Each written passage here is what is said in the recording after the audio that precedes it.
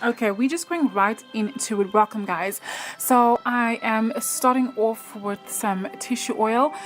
You can use whatever tissue oil you want. I sometimes use bio oil, and because it's winter, I always add just a little bit first. I know that normally you put your oils last when you're doing your prep or your skincare routine, but this is a prep before foundation. So why I put the oil first is because it kind of creates a nice layer for the rest of the products, and they just lay and smooth over very, very nicely and give you a nice soft blurring effect when you add the other products. Now I'm going to be going in with the Rooibos African Butter Day Cream. And this I absolutely love. It moisturizes my skin so good, and it just glides on so nicely over the bio oil. Like I said, this is a very important step for me to add the oil first before adding the creams. But normally in your routine, when you're doing your nighttime routine, the oils always go last, but when I'm doing my foundation, I always put the oil first. And this just creates a very, very nice base for the rest of the other products. And this is very important, you guys, to create a very nice smooth foundation for before your foundation. I don't know what I'm saying. Okay, so now I'm going in with the Clinique eye cream, you guys. This is also very nice because you know how foundation gets stuck in your eyes, and if your eyes are dry, the foundation is not going to go up very nicely. So I always like putting eye cream. Sometimes I actually put it all over my face, and make sure to put it all over your eyelids as well, to also just kind of prep for the base that you're going to put over your eyes. So like I was saying, guys, the reason why this skin prep is so important before foundation, because you want to create a nice smooth layer, kind of like a primer. If you have a specific primer that you like to use, you can go right ahead, but I prefer doing this.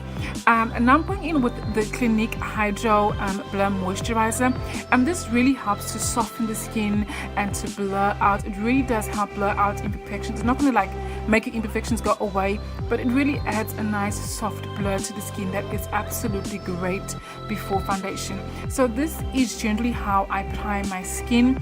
I know in my videos I never ever show these steps because it's just going to be such a long video. So that is why I'm so happy to be doing this beginner series. So now you guys can see how I prep my skin before my foundation.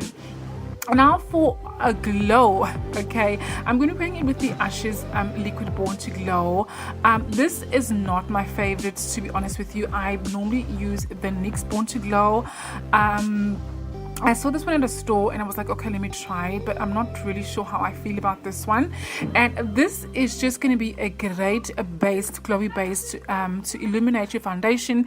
And like once it settles down, like once you have your foundation on throughout the day, you will see this glow coming through. It also makes whatever highlights you add on top of your foundation pop really nicely throughout the day. So this is just going to illuminate the foundation that you're going to put off. Okay, so now I'm going in with the Primark Bronze Radiance drops. These are a lot lighter than the Born to Glow one that I used previously from Ushas, and this one also adds an extra glow, and I like it because it's lighter. If you don't have a highlighter, liquid highlighter, you don't have to use this step. You can totally skip this step, but you can also add some of this over your foundation, or a few drops in your foundation, just to give your foundation a nice illuminating effect. But I prefer putting it on my skin, and a little bit sometimes when I'm finished on with my foundation, I just add some light to the highest points of my cheekbones. And make sure that you blend this in very well, otherwise it's not going to look good when you put on your foundation. It's going to